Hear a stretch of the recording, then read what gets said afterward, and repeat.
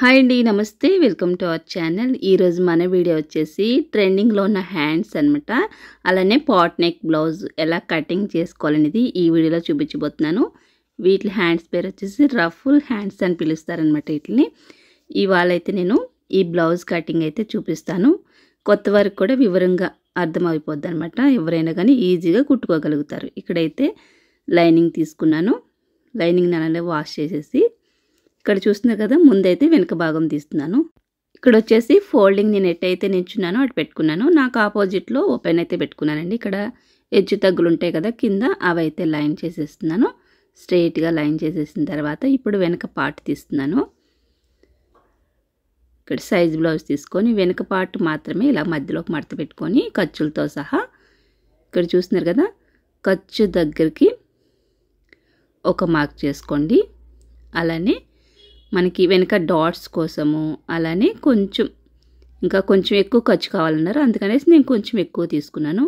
ఒక ½ ఇంచ్ అయితే మనకి డాట్స్ సరిపోతుంది. మిగిలింది ఎక్స్ట్రా ఖర్చు కోసం అనమాట. అందుకనేసి నేను ఎక్కువ తీసుకున్నాను. లేదు ఖర్చు అవసరం లేకపోతే ఒక ½ ఇంచ్ తీసుకుంటే సరిపోద్ది అనమాట. ఖర్చుల దగ్గర కంటే కూడా ఒక ½ ఇంచ్ ఎక్స్ట్రా తీసుకుంటే సరిపోతుంది. ఇక్కడ వచ్చేసి మనం వెడల్పు అయితే కొలుసుకున్నాం కదా, ఇక్కడ అలానే ఒక 1 ఇంచ్ పొడవు పెట్టమన్నారనమాట. వెనక భాగం పెంచినప్పుడు ముందు భాగం కూడా పెరుగుతుంది. అది ఎలా అనేది నేను స్టిచ్చింగ్లో చూపిస్తాను. ఇక్కడ వచ్చేసి 1 ఇంచ్ దగ్గర మనం మార్క్ చేసుకున్నాం కదా, దాన్ని స్ట్రెయిట్గా ఒక లైన్ వేసేసాను. తర్వాత ఇప్పుడు పైన పెంచిన లైన్ ఉంటుంది, అక్కడి నుంచి కొలుసుకోండి. ఇక్కడ స్టిచ్చింగ్ దగ్గర ఒక మార్కు, అలాగే మన స్టిచ్చింగ్కి ఇంకొక మార్కు పైకి తీసాను అనమాట, అంటే ఖర్చు కోసం. అలానే కింద లైన్ దగ్గర నుంచి పొడవు ఆల్రెడీ ఇంకా కింద నుంచి కొలుసుకోకూడదు, మనం గీత దగ్గర నుంచి కొలుసుకోవాలి. ఇక్కడ స్టిచ్చింగ్తో పాటు నేను మార్క్ చేసుకున్నాను. ఇక్కడ ఒకసారి చెక్ చేసుకోండి ఎంత వచ్చిందో. మొత్తం కింద నుంచి చూసుకుంటే మనం 15 ఇంచులు వచ్చింది. 15 దగ్గర అటు చివరి కూడా మార్క్ చేసుకొని స్ట్రెయిట్గా ఒక లైన్ వేసేసుకోండి. ఇలా మనం ఒక బాక్స్ లాగా మనం డ్రా చేసేసుకుంటే దాంట్లోనే మనకు వెనక భాగం వస్తుంది అనమాట. ఇటు సైడ్ కూడా సేమ్. ఇక్కడ వెడల్పు ఎంత వచ్చిందో చూసుకొని ఒక 12 ఇంచులు వచ్చింది కదా, ఇటు సైడ్ కూడా పైన కూడా 12 దగ్గర ఒక మార్క్ చేసేసుకొని ఇది కూడా లైన్ వేసేసుకోండి స్ట్రెయిట్గా.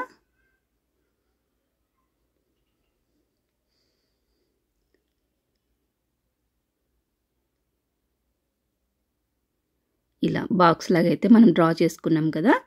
నెక్స్ట్ వచ్చేసి ఇందులోనే మనం నెక్ వెడల్పు తీసుకుందాము.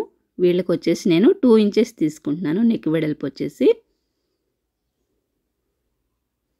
తర్వాత భుజం ఎంత ఉందో చూసుకొని మనకి అటు ఇటు ఖర్చు కోసం కూడా ఎక్స్ట్రా తీసుకోండి. ½ ఇంచ్ ఎక్స్ట్రా తీసుకోవాలి ఖర్చుల కోసం. అలాగే మొత్తం ఒకసారి చెక్ చేసుకోండి.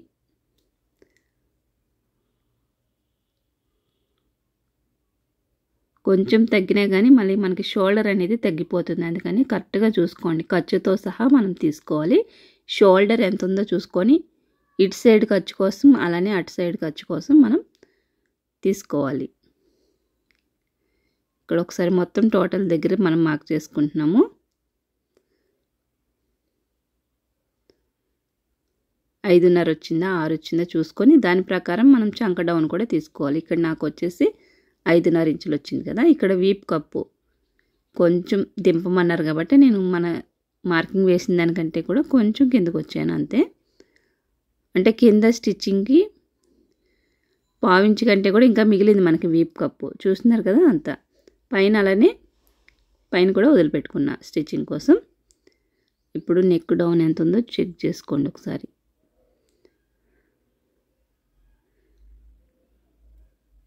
అలానే పైన 2 తీసుకున్నాను కదా, కింద 2.5. కింద 2.5 తీసినాను, పైన 2 తీసిన. ఇప్పుడు ఈ మార్కింగ్ని ఇలా కలిపేసుకోండి. ఇప్పుడు డీప్ వచ్చేసి ఒక 10 ఇంచులు అనుకోండి, అలా అనమాట. 10 లేదంటే 9, 9.5, కొంతమంది 11 పెట్టుకునే వాళ్ళు ఉంటారు. ఇప్పుడు 5.5 వచ్చింది కదా భుజం, ఇటు కూడా 5.5 దగ్గర మార్క్ చేసుకుంటున్నాను నేను. చంక డౌన్ కూడా 5.5.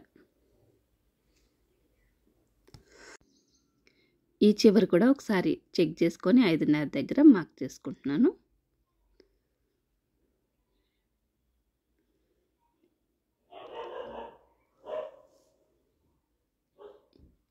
ఈ 2 చుక్కల్ని ఇలా కలిపేసుకోండి బాక్స్ లాగా.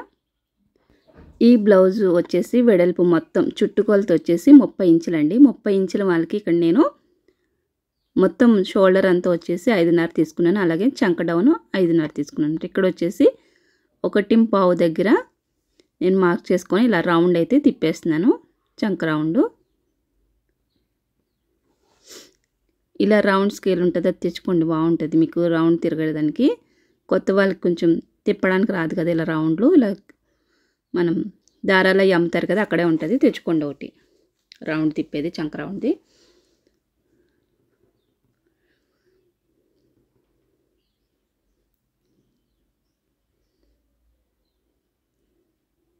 చూడండి ఇలా కొలుసుకోండి, నడుము అంతా కూడా ఇలా కొలుసుకుంటే మీకు అంటే ఇది 29 వచ్చింది కానీ మనకి 30 పెట్టమన్నారంట, అందుకనేసి 30 దానికి మనమైతే కొలుస్తున్నాను ఇక్కడ నేను. అలానే వెనుక పార్ట్ ఎంత అయితే వచ్చిందో అంతని ఇలాగా 2 భాగాలు చేసుకొని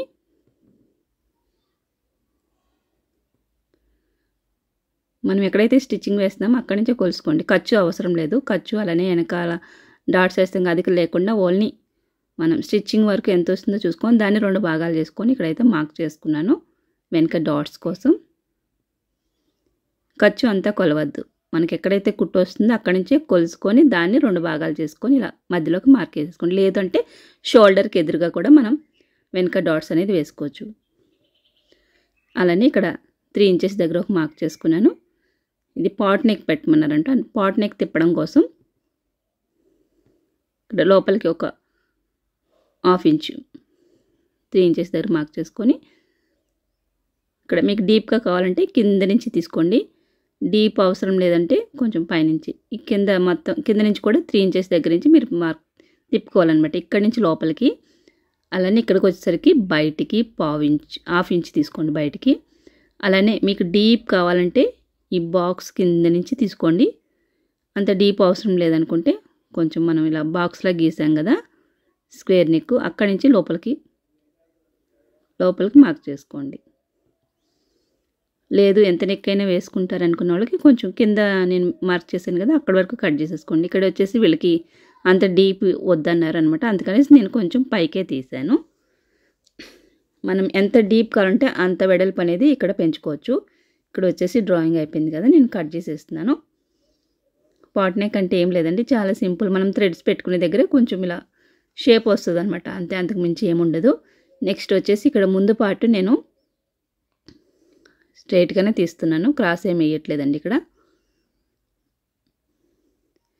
వెనక పార్ట్ ఎంత అయితే ఉందో మనం ముందు పార్ట్ కూడా అలా మార్క్ చేసేసుకోండి. షోల్డరు, చంక, అలానే కింద అంతా కూడా సైడు చేసేసుకున్న తర్వాత మనం ఫ్రంట్ నెక్ ఉక్స్ పట్టి సైడ్ కొలుసుకోవాలి. ఇలాగా పైన ఒక 1/2 ఇంచ్ వదిలేసుకొని ఇక్కడి నుంచి ఒక 1/2 ఇంచ్ పైకే తీసుకోండి, ఎందుకంటే మనం మళ్ళీ నెక్ పట్టుకుంటాం కాబట్టి 1/2 ఇంచ్ పైకే తీసుకుంటున్నాను. ఇక్కడ కర్వ్ వచ్చింది కదా మనకి పాట్ నెక్, అందుకనేసి పైకి తీసేసి ఆ పొర లోపల నుంచి నేను రౌండ్ అయితే వేసేసుకున్నాను. ఇప్పుడైతే ఇంక వెనక పాటుతో పని లేదు, మనకి తీసేయచ్చు. తీసేసిన తర్వాత ఇక్కడ చంక లోపల లోతు తీయాలన్నమాట, ఒక 1/2 ఇంచ్ లోతు తీస్తున్నాను. 1/2 ఇంచ్ కానీ 3/4 ఇంచ్ కానీ, బక్కగా ఉంటే 3/4 ఇంచ్ తీసుకోండి, కొంచెం నార్మల్గా బొద్దుగా ఉంటే ఒక 1/2 ఇంచ్ తీసుకోండి సరిపోతుంది. ఫ్రంట్ పార్ట్కి మాత్రమే లోతు తీసుకోవాలి, బ్యాక్ పార్ట్కి అవసరం లేదు. ఇలా లోతు తీసిన తర్వాత షేప్ బెల్ట్ విడిగేస్తాం కదా, ఫ్రంట్ పార్ట్లో షేప్ బెల్ట్ కొలవకుండా మనం షేప్ బెల్ట్ పైన వరకునే కొలుసుకోవాలి. ఇక్కడ వచ్చేసి చూస్తున్నారు కదా చంక దగ్గర నుంచి పైనకి 1/2 ఇంచ్ వదులుకున్నాను. అలానే ఇక్కడ కుట్టు ఉంది కదా, కుట్టు దగ్గర నుంచి అక్కడ ఒక మార్కు, అలానే స్టిచ్చింగ్ కోసం ఒక 1/2 ఇంచ్ ఎక్స్ట్రా తీసుకున్నాను. అలానే మనం పెంచాం కదా ముందర, అందుకనేసి ఇంకొక 1/2 ఇంచ్ కిందకే తీసుకోండి. ఇక్కడ వచ్చేసి పైన ఒక 1/2 ఇంచ్ వదిలేసుకొని 4 హుక్స్ దగ్గర అయితే నేను మార్క్ చేసుకున్నాను. 4 హుక్స్ అయితే సరిపోతుంది. ఇక్కడ వచ్చేసి పైన స్టిచ్చింగ్ వదిలేసుకొని భుజం పైన ఇక్కడ కుట్టు దగ్గర కంటే కూడా కిందకి ఒక 1/2 ఇంచ్ కిందకే మార్క్ చేసుకోండి. ఇప్పుడు వచ్చేసి 3 చుక్కలు కలిసిపోవాలి మనకి. బ్యాక్ పార్ట్లో ఒక 1 ఇంచ్ పెంచాం కాబట్టి ఇక్కడ నేను సైడు ఒక 1/2 ఇంచ్ అనేది పెంచాను అనమాట. ఎందుకంటే వీళ్ళకు కొంచెం ఫ్రంట్ది కప్పు కొంచెం ఖాళీగా కావాలన్నారు. అందుకనేసి మనం ఖాళీగా కావాలనుకున్నప్పుడు ఒక్కొక్క 1/2 ఇంచ్ కానీ ఇంచ్ కానీ పెంచుకోవాల్సి వస్తుంది ఫ్రంట్ పార్ట్లో.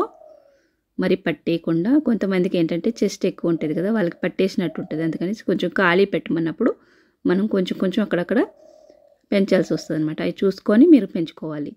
ఇక్కడ వచ్చేసి వెనక పార్ట్ పైన ముందు పార్ట్ వేసుకొని లోతది కరెక్ట్గా వచ్చిందో చూసుకోండి. రెండు కూడా సమానంగా ఉండేటట్టు చూసుకోండి. ఎక్కువ తక్కువ ఉంటే తీసేసేయండి. వెనక పార్ట్ ఎంత వెడల్పు అయితే ఉందో ముందు పార్ట్ కూడా అంతే వెడల్పు ఉండాలి. ఇక్కడ వచ్చేసి షేప్ బెల్ట్ ఎంత కావాలనేది కొలుసుకోండి. ఇక్కడ 3 ఇంచులు తగ్గింది కదా, ఫ్రంట్లో 4 ఇంచులు తీసుకోవాలి. ఎందుకంటే కింద 1/2 ఇంచు పైన 1/2 ఇంచు మనకి స్టిచ్చింగ్ కావాలి కాబట్టి.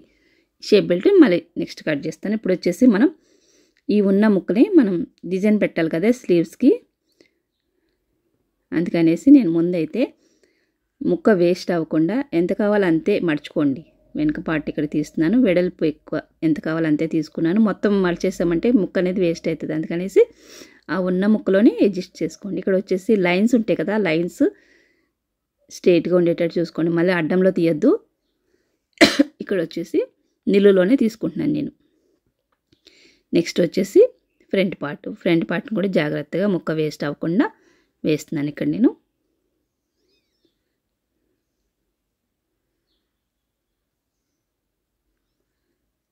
స్ట్రైట్ కటింగే వేసేసాను.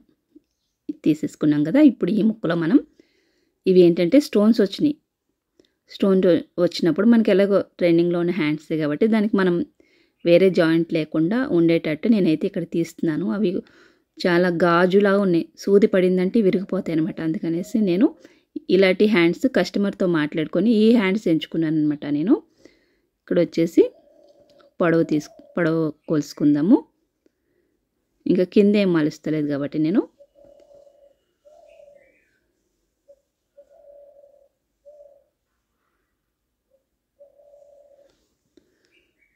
చూడండి. ఇక్కడ నేను 15 ఇంచులు తీసుకున్నాను. 15 అంటే ఒక 1/2 ఇంచ్ స్టిచ్చింగ్ కావాలి కదా, 14.5 ఉంటుంది మనకి అంతే.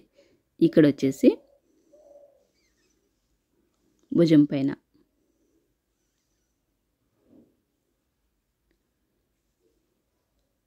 ఫోర్ ఇంచెస్ తీసుకున్నాను.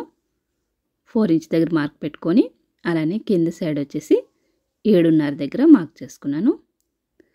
ఇలా మార్క్ చేసేసుకొని దీన్ని ఇట్లా మనం కొంచెం షేప్ ఇస్తే సరిపోతుంది. చాలా ఈజీ అండి. ఎలా వస్తాయి అనుకుంటా కానీ చాలా ఈజీ. మనకేంటంటే లోపల కూడా మనం కనపడకూడదు, చంక కనపడకూడదు అనుకుంటే వేరే చిన్న చేతులు జాయిన్ చేసుకొని దానిపైన ఇది అటాచ్ చేసుకుందాం. మనం అన్నీ ఒకటేసారి అయితే మీరు కన్ఫ్యూజ్ అయిపోతారు కదా. ఇప్పుడైతే కటింగ్ పెడుతున్నాను. నెక్స్ట్ వీడియోలో స్టిచ్చింగ్ పెడతాను. ఇలా కట్ చేసేసుకున్న తర్వాత ఈ రెండు కూడా ఓపెన్ చేసేసుకోండి. ఇందులోనే మనకి 2 హ్యాండ్స్ వచ్చేసినాయి. నెక్స్ట్ వచ్చేసి భుజం పైన ఒక సిజర్ మార్క్ ఇచ్చేసుకోండి. గచ్చికలాగా ఇచ్చేసుకొని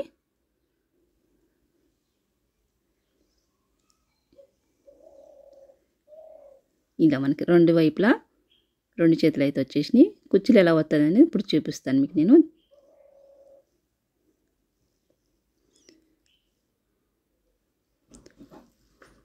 ఇట్లా ఇటు సైడ్ అటు సైడ్ పెట్టేసుకుంటే మనకి ఇలా వస్తాయి అన్నమాట.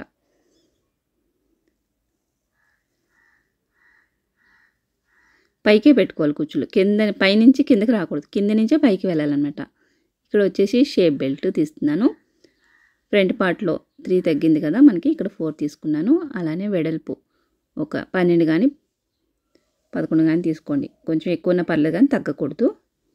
అలానే వెనక సైడు మనకి 2.5 తగ్గింది కదా, 3.5 తీసుకుంటే సరిపోతుంది. ఇక్కడ నేను వేసే షేప్ బెల్ట్కి కొంచెం ఎక్కువ ఉన్నా పర్వాలేదనమాట. నేను మడతేస్తాను కాబట్టి కింద, అందుకని మరీ కరెక్ట్గా ఏం కొలుసుకోను, కొంచెం ఎక్కువనే తీసుకుంటాను. మన వీడియోలో చూస్తున్నట్లయితే మీకు షేప్ బెల్ట్ నేను ఎలాగ వేస్తాను అనేది ఒక ఐడియా అనేది వస్తుంది అనమాట. కిందకు వచ్చిన తర్వాత నేను ఎంత ముక్కుంటే అంత ముక్కని లోపలికి మలిచేస్తాను అనమాట. చాలా ఈజీ పద్ధతి అది. ఇక్కడ వచ్చేసి ఒక సైడ్ తీసాను కదా, వీళ్ళటి 4 కావాలి మనకి, అందుకనేసి 2 తీసాను. ఇంకొక 2 అయితే తీస్తున్నాను. చూసారు కదా ఫ్రెండ్స్, పాట్ నెక్ అలాగనే ట్రెండింగ్ హ్యాండ్స్ కటింగ్ అయితే చూపించాను. నెక్స్ట్ వీడియోలో నేను స్టిచ్చింగ్ పెడతాను. స్టిచ్చింగ్ కూడా మిస్ అవ్వకుండా చూడండి. అలానే ఈ కటింగ్ కూడా చూడండి. ఈ రెండు చూస్తేనే మీకు బాగా అర్థమవుతుంది. వీడియో నచ్చితే లైక్ చేయండి. మరొక వీడియోతో మళ్ళీ కలుస్తా. Thanks for watching.